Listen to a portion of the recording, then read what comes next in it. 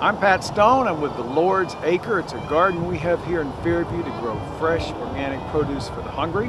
We grew so far over 4 tons this year that we're giving to the local food bank, because everything you get at a food bank comes in a box or a can. There are more people hungry all the time. Today we're trying to do a fundraiser for our effort called the Great Potato Race. And what we're trying to do is make people aware of the garden and the issues of hunger in our community. And so to do that, we're having people carry potatoes from the garden to the food bank. It shows them the short distance that we take our produce to them. The Lord's Acre is an organic garden where people can come out from the community and donate their time to helping plant produce for people who don't have enough money to afford it for themselves. And they can come out certain nights of the week and donate their time and do different activities ranging from planting actual crops or harvesting crops or even just picking up rocks. It's for everyone. It's amazing how many people have never seen a carrot come out of the ground, or this is okra that I'm standing next to, and just seeing where their food comes from is huge for people. Hunger is clearly an issue in this country, in this state, as evidenced by more and more people participating in food banks, WIC programs, food stamps. But the problem is that the food that people have access to through those programs is often lacking in nutrition, and it's preserved, it's canned, it's not fresh.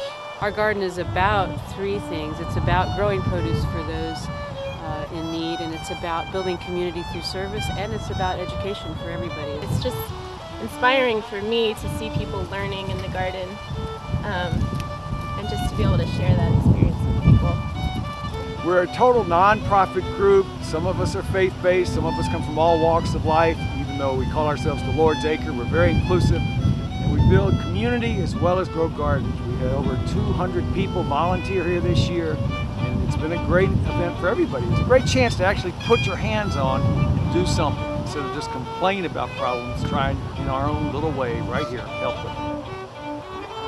We have a lot of hunger, but we have a lot of obesity as well.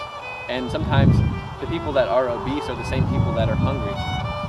And they're hungry not only for food, but for good food. What we see for the future is a vision of training interns to be able to go out and manage this kind of model in each community. We talk about it being community specific, because our community isn't like any other community.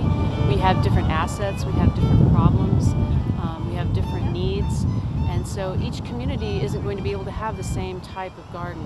What we'd like to make is an expandable, contractable model so that communities all over the place can take what they have and work with that to make a garden that fits their needs and their strengths. And then we will train people and show others how to train people who can go to those gardens and learn how to manage them. What do you do here at the garden? I like to eat berries. Oh yeah? What about vegetables? You like eating vegetables? Mm-hmm. Okay. I saw a red hot pepper over there. Yeah? Mm-hmm. I've always been really passionate about food, and I didn't know a whole lot about gardening before I came, but I can't even begin to say how much I've learned. It's been so amazing just connecting everything together and seeing it as a whole process. Everything's connected in the garden. I think there's a lot of excitement on the part of young people because there are a lot of problems our country has right now and that the world has, and some of those problems are hard to get both your head around and figure out what to do about them, but food is so elemental, and young people have a particular interest in food. A lot of young people experiment with their diets, become vegans, vegetarians, or do other things. And so food kind of, a garden like this kind of feeds that interest and can inspire them to not only to be interested in food, but also, of course, to be interested in the process of growing food and of the community parts of that process. So that's wonderful.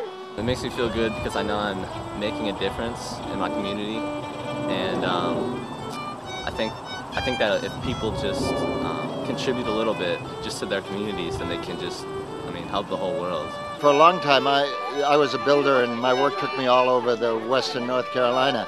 And I knew a lot of people in Fairview, but I didn't know people nearly as well as I do now, having played a role in the garden and helping to create it and helping to grow the food. And I've been the garden's carpenter, so I've had the privilege and honor and joy of working with lots of people like Joseph who want to participate in the construction of the actual construction work of the shed that's over there, and building this little gazebo right here, and putting up the fence and some things like that. So that's all part of it too. People coming together, working together, and then that creates relationships and friendships and all kinds of things. It's just really good for my soul, and I think for the soul of this community.